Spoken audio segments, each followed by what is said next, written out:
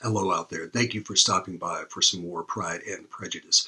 Please don't forget to like and subscribe before you leave. And when you do leave, please join us again next time and have a happy day or night whenever and wherever you are. Take care out there. Volume 2, Chapter 10. More than once did Elizabeth in her ramble within the park unexpectedly meet Mr. Darcy.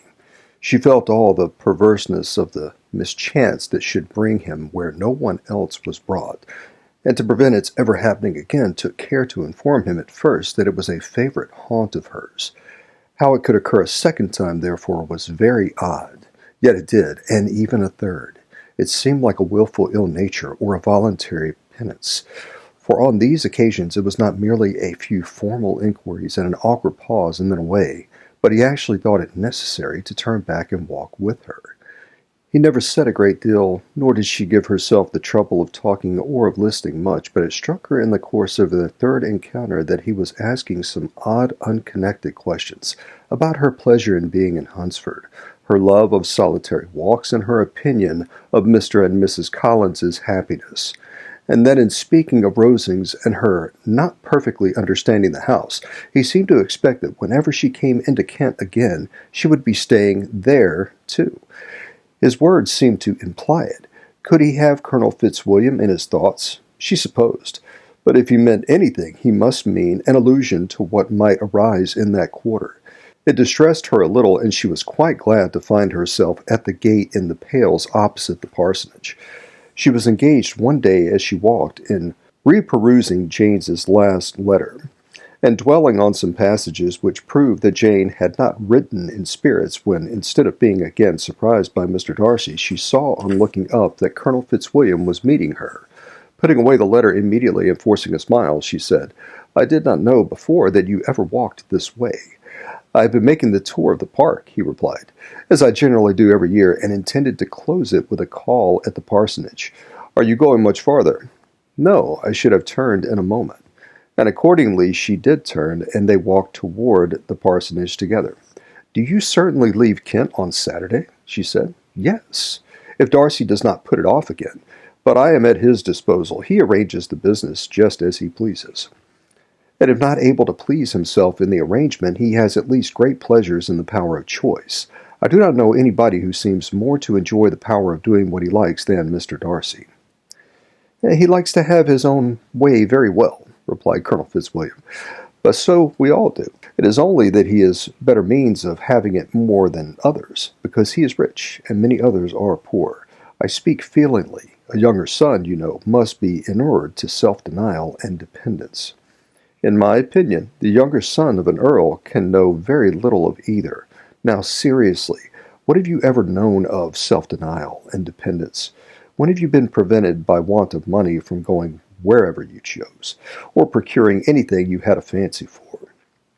These are home questions, and perhaps I cannot say that I have experienced many hardships of that nature, but in matters of greater weight I may suffer from the want of money.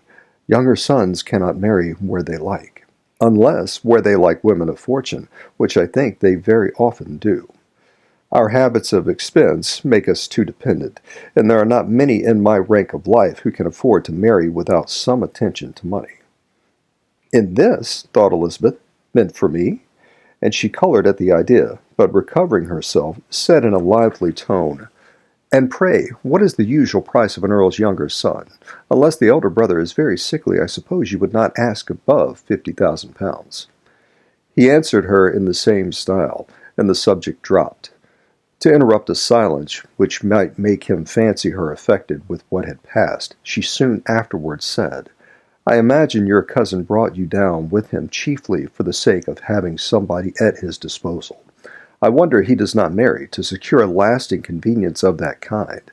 But perhaps his sister does as well for the present, and as she is under his sole care, he may do what he likes with her." "No," said Colonel Fitzwilliam, "that is an advantage which he must divide with me. I am joined with him in the guardianship of Miss Darcy." "Are you indeed? And pray what sort of guardians do you make? Does your charge give you much trouble? Young ladies of her age are sometimes a little difficult to manage, and if she was the true Darcy spirit, she may like to have her own way."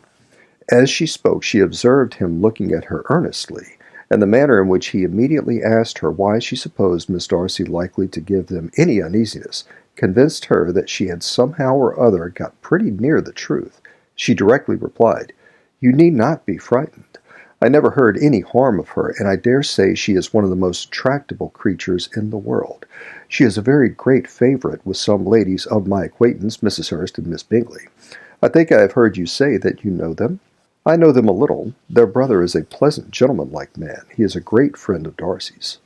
"Oh, yes," said Elizabeth dryly. "Mr. Darcy is uncommonly kind to Mr. Bingley, and takes a prodigious deal of care of him." "Care of him!" "Yes, I really believe Darcy does take care of him in those points where he most wants care. From something that he told me in our journey hither, I have reason to think Bingley very much indebted to him. But I ought to beg his pardon, for I have no right to suppose that Bingley was the person meant. It was all conjecture." "Well, what is it you mean?" "It is a circumstance which Darcy, of course, would not wish to be generally known, because if it were to get round to the lady's family, it would be an unpleasant thing. You may depend upon my not mentioning it. And remember that I have not much reason for supposing it to be Bingley. What he told me was merely this, that he congratulated himself on having lately saved a friend from the inconveniences of a most imprudent marriage, but without mentioning names or any other particulars, and I only suspected it to be Bingley from believing him the kind of young man to get into a scrape of that sort, and from knowing them to have been together the whole of last summer." "Did Mr. Darcy give you his reasons for this interference?" "I understood that there were some very strong objections against the lady." "And what arts did he use to separate them?" "He did not talk to me of his own arts," said Fitzwilliam, smiling. "He only told me what I have now told you." Elizabeth made no answer, and walked on, her heart swelling with indignation. After watching her a little, Fitzwilliam asked her why she was so thoughtful. "I am thinking of what you have been telling me," she said. "Your cousin's conduct does not suit my feeling. Why was he to be the judge? You are rather disposed to call his interference officious.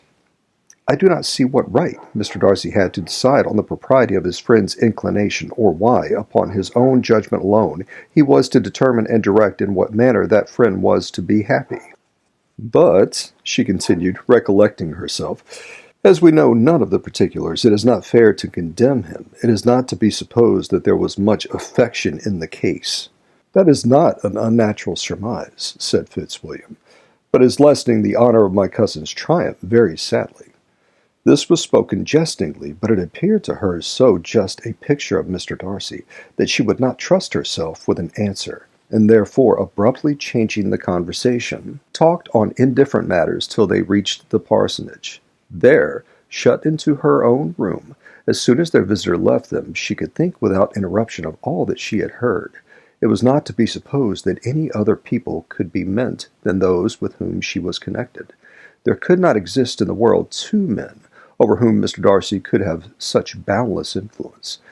That he had been concerned in the measures taken to separate Mr. Bingley and Jane, she had never doubted. But she had always attributed to Miss Bingley the principal design and arrangement of them. If his own vanity, however, did not mislead him, he was the cause. His pride and caprice were the cause of all that Jane had suffered, and still continued to suffer. He had ruined for a while every hope of happiness for the most affectionate, generous heart in the world, and no one could say how lasting an evil he might have inflicted. "There were some very strong objections against the lady," were Colonel Fitzwilliam's words, and these strong objections probably were, her having one uncle who was a country attorney and another who was in business in London. To Jane herself, she exclaimed, there could be no possibility of objection. All loveliness and goodness as she is, her understanding excellent, her mind improved, and her manners captivating. Neither could anything be urged against my father, who, though with some peculiarities, his abilities which Mr. Darcy himself need not disdain, and respectability which he will probably never reach. When she thought of her mother, indeed, her confidence gave way a little, but she would not allow that any objections there had material weight for Mr. Darcy, whose pride, she was convinced, would receive a deeper wound from the want of importance in his friends' connections than from their want of sense, and she was quite decided at last that he had partly governed by his worst kind of pride, and partly by the wish of retaining Mr. Bingley for his sister. The agitation and tears which the subject occasioned brought on a headache, and it grew so much worse toward the evening that, added to her unwillingness to see Mr. Darcy, it determined her not to attend her cousins to Rosings, where they were engaged to drink tea. Mrs. Collins, seeing that she was really unwell, did not press her to go, and as much as possible prevented her husband from pressing her. But Mr. Collins could not conceal his apprehension of Lady Catherine's being rather displeased by her staying at home. Chapter 11. When they were gone, Elizabeth, as if intending to exasperate herself as much as possible against Mr. Darcy, chose for her employment the examination of all the letters which Jane had written to her since her being in Kent. They contained no actual complaint, nor was there any revival of past occurrences or any communication of present suffering. But in all, and in almost every line of each, there was a want of that cheerfulness which had been used to characterize her style, and which, proceeding from the serenity of a mind at ease with itself, and kindly disposed toward every one, had been scarcely ever clouded. Elizabeth noticed every sentence conveying the idea of uneasiness, with an attention which had hardly received on the first perusal. Mr. Darcy's shameful boast of what misery he had been able to inflict gave her a keener sense of her sister's suffering. It was some consolation to think that his visit to Rosings was to end of the day after the next, and a still greater, that in less than a fortnight she should herself be with Jane again, and enabled to contribute to the recovery of her spirits by all that affection could do. She could not think of Darcy's leaving Kent without remembering that his cousin was to go with him. But Colonel Fitzwilliam had made it clear that he had no intentions at all, and agreeable as he was, she did not mean to be unhappy about him.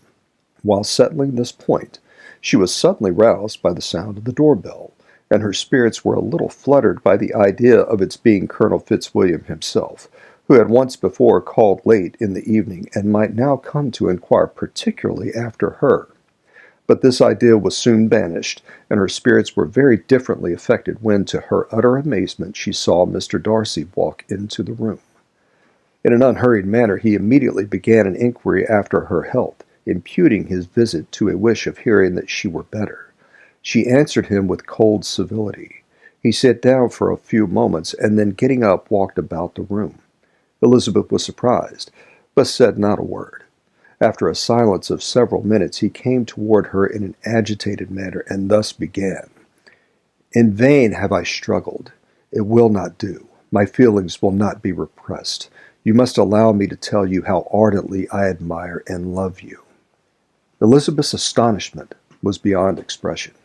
She stared, colored, doubted, and was silent. This he considered sufficient encouragement, and the avowal of all that he felt and had long felt for her immediately followed. He spoke well, but there were feelings besides those of the heart to be detailed, and he was not more eloquent on the subject of tenderness than of pride. His sense of her inferiority, of its being a degradation, of the family obstacles which judgment had always opposed to inclination, were dwelt on with a warmth which seemed due to the consequence he was wounding, but was very unlikely to recommend his suit. In spite of her deeply rooted dislike, she could not be insensible to the compliment of such a man's affection, and though her intentions did not vary for an instant, she was at first sorry for the pain he was to receive, till, roused to resentment by his subsequent language, she lost all compassion in anger. She tried, however, to compose herself to answer him with patience, when he should have done. He concluded with representing to her the strength of that attachment which, in spite of all his endeavors, he had found impossible to conquer, and with expressing his hope that it would now be rewarded by her acceptance of his hand. As he said this, she could easily see that he had no doubt of a favorable answer. He spoke of apprehension and anxiety, but his countenance expressed real security. Such a circumstance could only exasperate further, and when he ceased, the color rose into her cheeks, and she said, In such cases as this, it is, I believe, the established mode to express a sense of obligation for the sentiments avowed, however unequaling they may be returned. It is natural that obligation should be felt, and if I could feel gratitude, I would now thank you. But I cannot. I have never desired your good opinion, and you have certainly bestowed it most unwillingly. I am sorry to have occasioned pain to any one. It has been most unconsciously done, however, and I hope will be of short duration. The feelings which, you tell me, have long prevented the acknowledgment of your regard can have little difficulty in overcoming it after this explanation. Mr. Darcy, who was leaning against the mantelpiece with his eyes fixed on her face, seemed to catch her words with no less resentment than surprise. His complexion became pale with anger, and the disturbance of his mind was visible in every feature. He was struggling for the appearance of composure, and would not open his lips till he believed himself to have attained it. The pause was to Elizabeth's feelings dreadful. At length, in a voice of forced calmness, he said, "And this is all the reply which I am to have the honor of expecting? I might perhaps wish to be informed why, with so little endeavor at civility, I am thus rejected, but it is of small importance."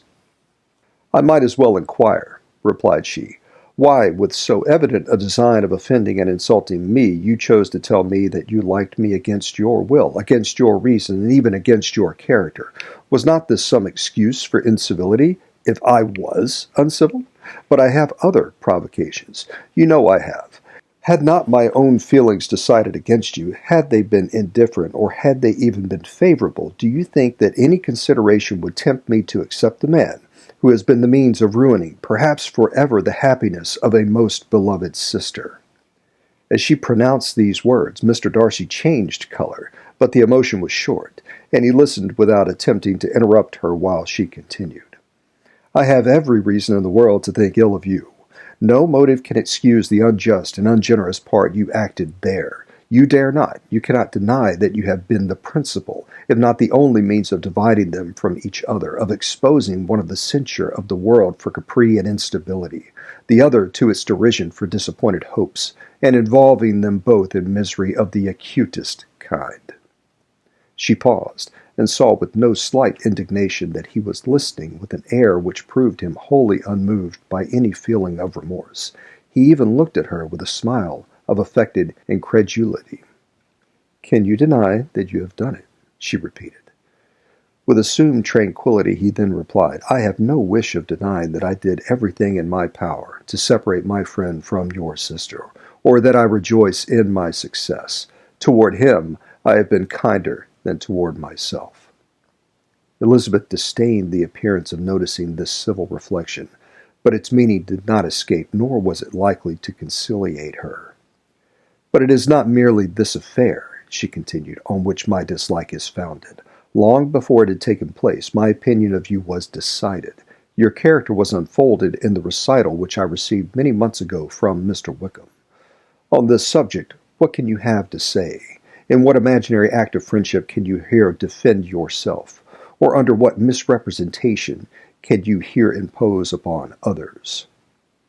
"You take an eager interest in that gentleman's concerns," said Darcy in a less tranquil tone, and with a heightened color. "Who that knows what his misfortunes have been can help feeling an interest in him?" "His misfortunes," repeated Darcy contemptuously. "Yes, his misfortunes have been great indeed." "And of your infliction," cried Elizabeth with energy. "You have reduced him to his present state of poverty, comparative poverty. You have withheld the advantages which you must know to have been designed for him. You have deprived the best years of his life of that independence which was no less his due than his desert. You have done all this, and yet you can treat the mention of his misfortunes with contempt and ridicule." "And this," cried Darcy, as he walked with quick steps across the room, "is your opinion of me. This is the estimation in which you hold me. I thank you for explaining it so fully. My faults, according to this calculation, are heavy indeed. But perhaps," added he, stopping in his walk and turning toward her, "these offenses might have been overlooked had not your pride been hurt by my honest confession of the scruples that had long prevented my forming any serious design. These bitter accusations might have been suppressed had I with greater policy concealed my struggles and flattered you into the belief of my being impelled by unqualified, unalloyed inclination, by reason, by reflection, by everything. But disguise of every sort is my abhorrence, nor am I ashamed of the feelings I related. They were natural and just. Could you expect me to rejoice in the inferiority of your connections? To congratulate myself on the hope of relations whose condition in life is so decidedly beneath my own? Elizabeth felt herself growing more angry every moment. Yet she tried to the utmost to speak with composure when she said, "You are mistaken, Mr. Darcy, if you suppose that the mode of your declaration affected me in any other way than as it spared me the concern which I might have felt in refusing you, had you behaved in a more gentlemanlike manner."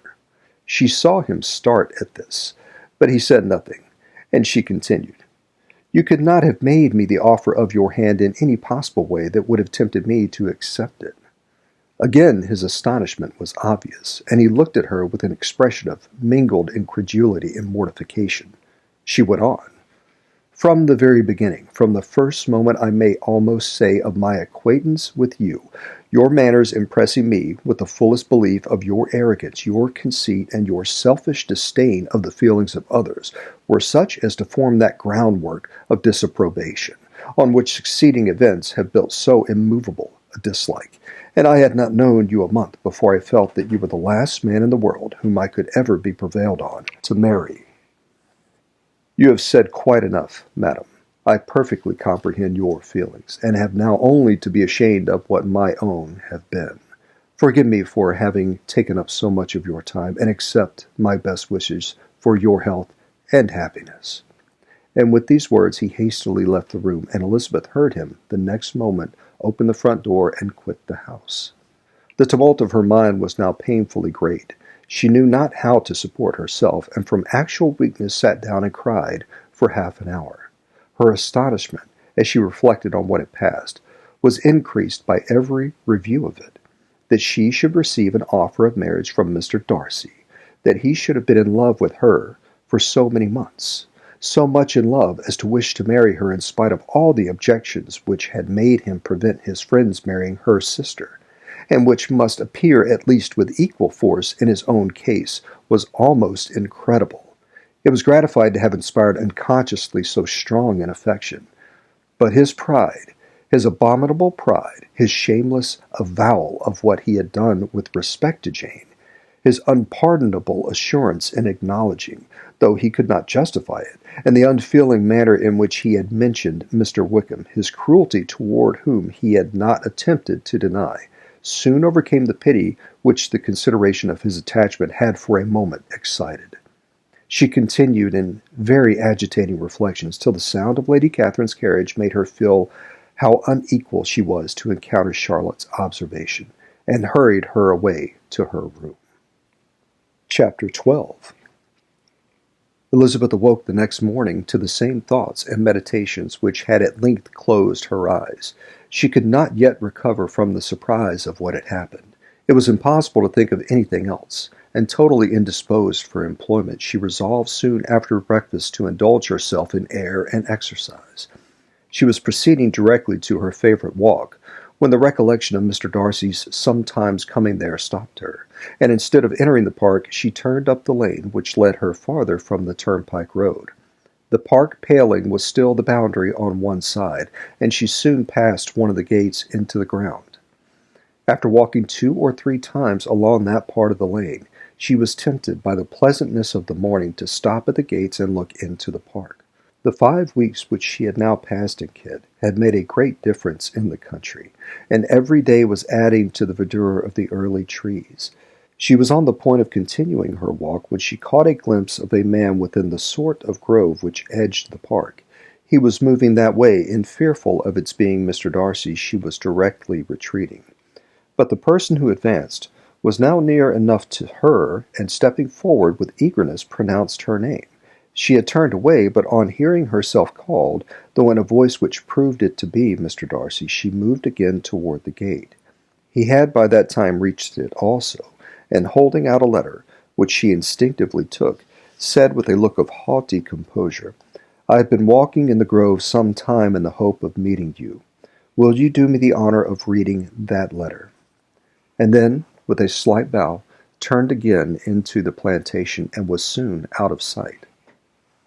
With no expectation of pleasure, but with the strongest curiosity, Elizabeth opened the letter, and to her still increasing wonder perceived an envelope containing 2 sheets of letter paper, written quite through, in a very close hand.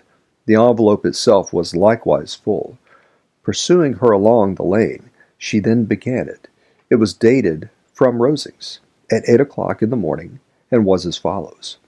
"Be not alarmed, madam, on receiving this letter, by the apprehension of its containing any repetition of those sentiments or renewal of those offers which were last night so disgusting to you.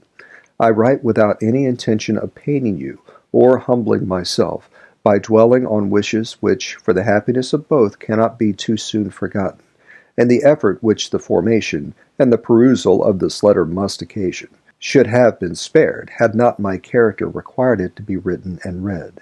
You must therefore pardon the freedom with which I demand your attention. Your feelings, I know, will bestow it unwillingly, but I demand it of your justice." 2 offenses of a very different nature, and by no means of equal magnitude, you last night laid to my charge. The first mentioned was, that, regardless of the sentiments of either, I had detached Mr. Bingley from your sister, and the other, that I had, in defiance of various claims, in defiance of honor and humanity, ruined the immediate prosperity and blasted the prospects of Mr. Wickham. Wilfully and wantonly to have thrown off the companion of my youth, the acknowledged favorite of my father, a young man who had scarcely any other dependence than on our patronage, and who had been brought up to expect its exertion, would be a depravity, to which the separation of 2 young persons whose affection could be the growth of only a few weeks could bear no comparison. But from the severity of that blame, which was last night so liberally bestowed, respecting each circumstance I shall hope to be in future secured, when the following account of my actions and their motives has been read. If, in the explanation of them which is due to myself, I am under the necessity of relating feelings which may be offensive to yours, I can only say that I am sorry. The necessity must be obeyed, and farther apology would be absurd. I had not been long in Hertfordshire before I saw, in common with others, that Bingley preferred your eldest sister to any other young woman in the country. But it was not till the evening of the dance at Netherfield that I had any apprehension of his feeling a serious attachment. I had often seen him in love before. At that ball, while I had the honor of dancing with you, I was first made acquainted, by Sir William Lucas's accidental information, that Bingley's attentions to your sister had given rise to a general expectation of their marriage. He spoke of it as a certain event, of which the time alone could be undecided. From that moment I observed my friend's behavior attentively. I could then perceive that his partiality for Miss Bennet was beyond what I had ever witnessed in him. Your sister I also watched. Her look and manners were open, cheerful, and engaging as ever, but without any symptom of peculiar regard. I remained convinced from the evening's scrutiny that though she received his attentions with pleasure, she did not invite them by any participation of sentiment. If you have not been mistaken here, I must have been in an error. Your superior knowledge of your sister must make the latter probable. If it be so, if I have been misled by such error to inflict pain on her, your resentment has not been unreasonable. But I shall not scruple to assert that the serenity of your sister's countenance and air was such as might have given the most acute observer a conviction that, however amiable her temper, her heart was not likely to be easily touched. That I was desirous of believing her indifferent is certain. But I will venture to say that my investigations and decisions are not usually influenced by my hopes or fears. I did not believe her to be indifferent because I wished it. I believed it on impartial conviction, as truly as I wished it in reason. My objections to the marriage were not merely those which I last night acknowledged to have required the utmost force of passion to put aside. In my own case, the want of connection could not be so great an evil to my friend as to me. But there were other causes of repugnance, causes which, though still existing, and existing to an equal degree in both instances, I had myself endeavored to forget, because they were not immediately before me. These causes must be stated, though briefly. The situation of your mother's family, though objectionable, was nothing in comparison of that total want of propriety so frequently, so almost uniformly betrayed by herself, by your 3 younger sisters, and occasionally even by your father. Pardon me. It pains me to offend you, but amidst your concern for the defects of your nearest relations, and your displeasure at this representation of them, let it give you consolation to consider that, to have conducted yourselves so as to avoid any share of the like censure, is praise no less generally bestowed on you and your eldest sister, than it is honorable to the sense and disposition of both. I will only say further, that from what passed that evening, my opinion of all parties was confirmed, and every inducement heightened, which could have led me before, to preserve my friend from what I esteemed a most unhappy connection. He left Netherfield for London on the day following, as you, I am certain, remember, with the design of some returning. The part which I acted is now to be explained. His sister's uneasiness had been equally excited with my own. Our coincidence of feeling was soon discovered, and alike sensible that no time was to be lost in detaching their brother, we shortly resolved on joining him directly in London. We accordingly went, and there I readily engaged in the office of pointing out to my friend the certain evils of such a choice.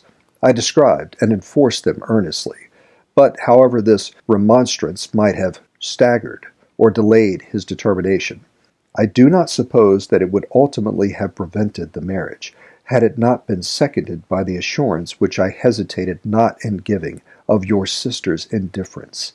He had before believed her to return his affection with sincere, if not with equal, regard. But Bingley has great natural modesty, with a stronger dependence on my judgment than his own. To convince him, therefore, that he had deceived himself was no very difficult point. To persuade him against returning into Hertfordshire, when that conviction had been given, was scarcely the work of a moment. I cannot blame myself for having done this much. There is but one part of my conduct in the whole affair on which I do not reflect with satisfaction. It is that I condescended to adopt the measures of art so far as to conceal from him your sister's being in town. I knew it myself, as it was known to Mr. Bingley, but her brother is even yet ignorant of it. That they might have met without ill consequence is perhaps probable, but his regard did not appear to me enough extinguished for him to see her without some danger. Perhaps this concealment, this disguise, was beneath me. It is done, however, and it was done for the best. On this subject I have nothing more to say, no other apology to offer. If I have wounded your sister's feelings, it was unknowingly done, and though the motives which govern me may to you very naturally appear insufficient, I have not yet learnt to condemn them. With respect to that other, more weighty accusation of having injured Mr. Wickham, I can only refute it by laying before you the whole of his connection with my family. Of what he has particularly accused me, I am ignorant, but of the truth of what I shall relate, I can summon more than one witness of undoubted veracity. Mr. Wickham is the son of a very respectable man, who had for many years the management of all the Pemberley estates, and whose good conduct in the discharge of his trust naturally inclined my father to be of service to him, and on George Wickham, who was his godson, his kindness was therefore liberally bestowed. My father supported him at school, and afterward at Cambridge, most important assistance, as his own father, always poor from the extravagance of his wife, would have been unable to give him a gentleman's education. My father was not only fond of this young man's society, whose manners were always engaging, he had also the highest opinion of him, and hoping the church would be his profession, intended to provide for him in it. As for myself, it is many, many years since I first began to think of him in a very different manner. The vicious propensities, the want of principle which he was careful to guard from the knowledge of his best friend, could not escape the observation of a young man of nearly the same age with himself, and who had opportunities of seeing him in unguarded moments, which Mr. Darcy could not have. Here again I shall give you pain. To what degree, you only can tell. But whatever may be the sentiments which Mr. Wickham has created, a suspicion of their nature shall not prevent me from unfolding his real character. It adds even another motive.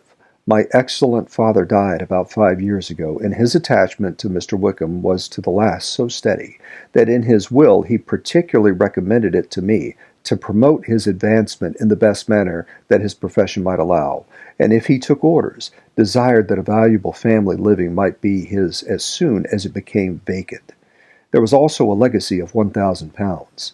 His own father did not long survive mine, and within half a year from these events, Mr. Wickham wrote to inform me that, having finally resolved against taking orders, he hoped I should not think it unreasonable for him to expect some more immediate pecuniary advance in lieu of the preferment, by which he could not be benefited.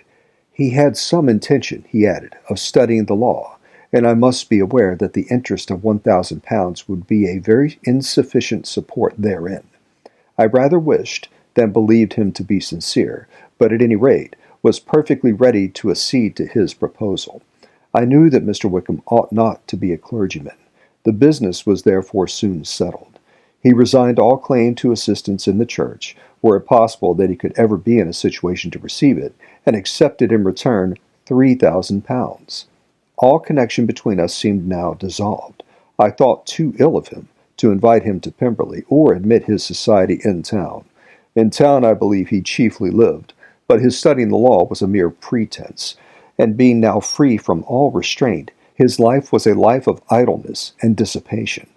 For about 3 years I heard little of him, but on the decease of the incumbent of the living which had been designed for him, he applied to me again by letter for the presentation. His circumstances, he assured me, and I had no difficulty in believing it, were exceedingly bad. He had found the law a most unprofitable study, and was now absolutely resolved on being ordained, if I would present him to the living in question, of which he trusted there could be little doubt, as he was well assured that I had no other person to provide for, and I could not have forgotten my revered father's intentions. You will hardly blame me for refusing to comply with this entreaty, or for resisting every repetition of it. His resentment was in the proportion to the distress of his circumstances, and he was doubtless as violent in his abuse of me to others as in his reproaches to myself. After this period, every appearance of acquaintance was dropped. How he lived I know not, but last summer he was again most painfully obtruded on my notice. I must now mention a circumstance which I would wish to forget myself, and which no obligation less than the present should induce me to unfold to any human being. Having said thus much, I feel no doubt of your secrecy. My sister, who is more than 10 years my junior, was left to the guardianship of my mother's nephew, Colonel Fitzwilliam, and myself. About a year ago, she was taken from school, and an establishment formed for her in London. And last summer she went with the lady who presided over it to Ramsgate, and thither also went Mr. Wickham, undoubtedly by design, for there proved to have been a prior acquaintance between him and Mrs. Young, in whose character we were most unhappily deceived, and by her connivance and aid he so far recommended himself to Georgiana, whose affectionate heart retained a strong impression of his kindness to her as a child, that she was persuaded to believe herself in love, and to consent to an elopement. She was then but 15, which must be her excuse, and after stating her imprudence, I am happy to add that I owed the knowledge of it to herself. I joined them unexpectedly a day or two before the intended elopement, and then Georgiana, unable to support the idea of grieving and offending a brother whom she almost looked up to as a father, acknowledged the whole to me. You may imagine what I felt, and how I acted. Regard for my sister's credit and feelings prevented any public exposure, but I wrote to Mr. Wickham, who left the place immediately, and Mrs. Young was of course removed from her charge. Mr. Wickham's chief object was unquestionably my sister's fortune, which is £30,000, but I cannot help supposing that the hope of revenging himself on me was a strong inducement. His revenge would have been complete indeed. This, madam, is a faithful narrative of every event in which we have been concerned together, and if you do not absolutely reject it as false, you will, I hope, acquit me henceforth of cruelty toward Mr. Wickham. I know not in what manner, under what form of falsehood he was imposed on you, but his success is not perhaps to be wondered at, ignorant as you previously were of everything concerning either. Detection could not be in your power, and suspicion certainly not in your inclination. You may possibly wonder why all this was not told you last night. But I was not then master enough of myself to know what could or ought to be revealed. For the truth of everything here related, I can appeal more particularly to the testimony of Colonel Fitzwilliam, who from our near relationship and constant intimacy, and still more as one of the executors of my father's will, has been unavoidably acquainted with every particular of these transactions. If your abhorrence of me should make my assertions valueless, you cannot be prevented by the same cause from confiding in my cousin, and that there may be the possibility of consulting him. I shall endeavor to find some opportunity of putting this letter in your hands in the course of the morning. I will only add, God bless you. Fitzwilliam Darcy. Chapter 13. If Elizabeth, when Mr. Darcy gave her the letter, did not expect it to contain a renewal of his offers, she had formed no expectation at all of its contents. But such as they were, it may be well supposed how eagerly she went through them, and what a contrariat of emotion they excited. Her feelings as she read were scarcely to be defined. With amazement did she first understand that he believed any apology to be in his power, and steadfastly was she persuaded that he could have no explanation to give, which a just sense of shame would not conceal. With a strong prejudice against everything he might say, she began his account of what had happened at Netherfield. She read with an eagerness which hardly left her power of comprehension, and from impatience of knowing what the next sentence might bring, was incapable of attending to the sense of the one before her eyes. His belief of her sister's insensibility she instantly resolved to be false, and his account of the real, the worst objections to the match, made her too angry to have any wish of doing him justice.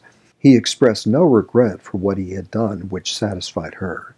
His style was not penitent, but haughty. It was all pride and insolence. But when this subject was succeeded by his account of Mr. Wickham, when she read with somewhat clearer attention a relation of events which, if true, must overthrow every cherished opinion of his worth, and which bore so alarming an affinity to his own history of himself, her feelings were yet more acutely painful and more difficult of definition. Astonishment, apprehension, and even horror oppressed her. She wished to discredit it entirely, repeatedly exclaiming, "This must be false. This cannot be. This must be the grossest falsehood." And when she had gone through the whole letter, though scarcely knowing anything of the last page or two, put it hastily away, protesting that she would not regard it, that she would never look at it again. In this perturbed state of mind, with thoughts that could rest on nothing, she walked on. But it would not do. In a half-minute the letter was unfolded again, and collecting herself as well as she could, she again began the mortifying perusal of all that related to Mr. Wickham, and commanded herself so far as to examine the meaning of every sentence. The account of his connection with the Pemberley family was exactly what he had related himself, and the kindness of the late Mr. Darcy, though she had not before known its extent, agreed equally well with his own words. So far each recital confirmed the other, but when she came to the will, the difference was great. What Wickham had said of the living was fresh in her memory, and as she recalled his very words, it was impossible not to feel that there was gross duplicity on one side or the other, and for a few moments she flattered herself that her wishes did not err. But when she read and reread with the closest attention the particulars immediately following of Wickham's resigning all pretensions to the living, of his receiving in lieu so considerable a sum as £3,000, again was she forced to hesitate. She put down the letter, weighed every circumstance with what she meant to be impartiality, deliberated on the probability of each statement, but with little success.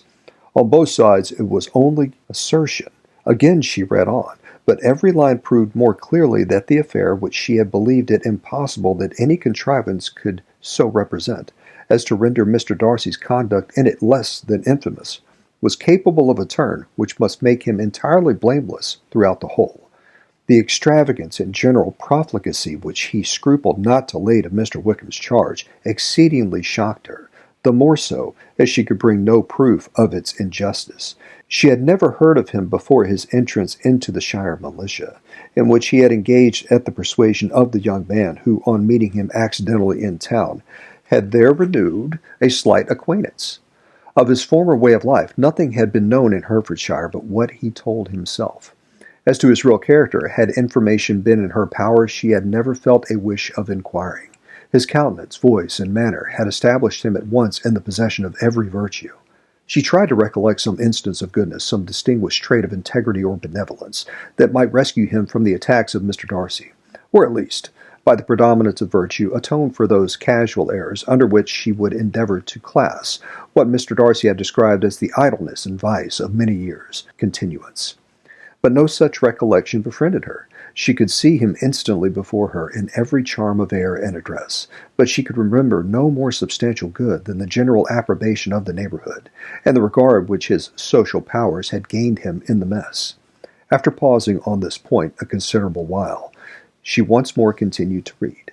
But alas, the story which followed of his designs on Miss Darcy received some confirmation from what had passed between Colonel Fitzwilliam and herself only the morning before, and at last she was referred for the truth of every particular to Colonel Fitzwilliam himself, from whom she had previously received the information of his near concern in all his cousin's affairs, and whose character she had no reason to question. At one time she had almost resolved on applying to him, but the idea was checked by the awkwardness of the application, and at length wholly banished by the conviction that Mr. Darcy would never have hazarded such a proposal if he had not been well assured of his cousin's corroboration. She perfectly remembered everything that had passed in conversation between Wickham and herself, in their first evening at Mr. Phillips's. Many of his expressions were still fresh in her memory. She was now struck with the impropriety of such communications to a stranger, and wondered it had escaped her before. She saw the indelicacy of putting himself forward as he had done, and the inconsistency of his professions with his conduct. She remembered that he had boasted of having no fear of seeing Mr. Darcy, that Mr. Darcy might leave the country, but that he should stand his ground. Yet he had avoided the Netherfield ball the very next week. She remembered also that till the Netherfield family had quitted the country he had told his story to no one but herself, but that after their removal it had been everywhere discussed, that he had then no reserves, no scruples in sinking Mr. Darcy's character, though he had assured her that respect for the father would always prevent his exposing the son. How differently did everything now appear in which he was concerned! His attentions to Miss King were now the consequence of views solely and hatefully mercenary, and the mediocrity of her fortune proved no longer the moderation of his wishes, but his eagerness to grasp at anything. His behavior to herself could now have had no tolerable motive. He had either been deceived with regard to her fortune, or had been gratifying his vanity by encouraging the preference which she believed she had most incautiously shown. Every lingering struggle in his favor grew fainter and fainter, and in farther justification of Mr. Darcy.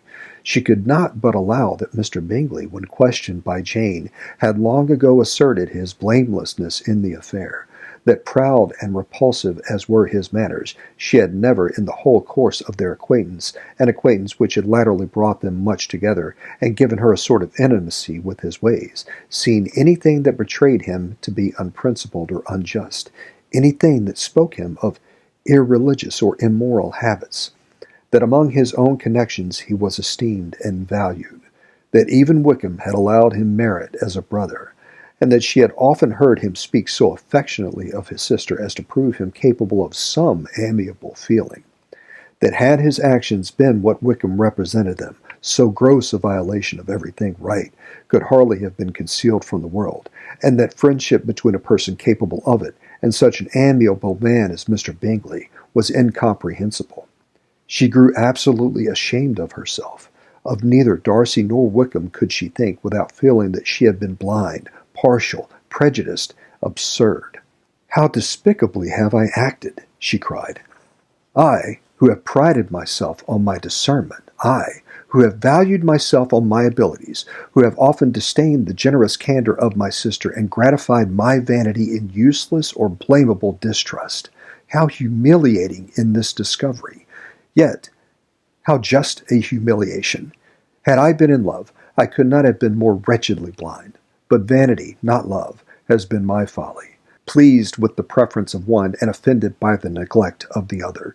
On the very beginning of our acquaintance, I have courted prepossession and ignorance, and driven reason away where either were concerned. Till this moment I never knew myself. From herself to Jane, from Jane to Bingley, her thoughts were in a line which soon brought to her recollection that Mr. Darcy's explanation there had appeared very insufficient, and she read it again. Widely different was the effect of a second perusal. How could she deny that credit to his assertions in one instance, which she had been obliged to give in the other?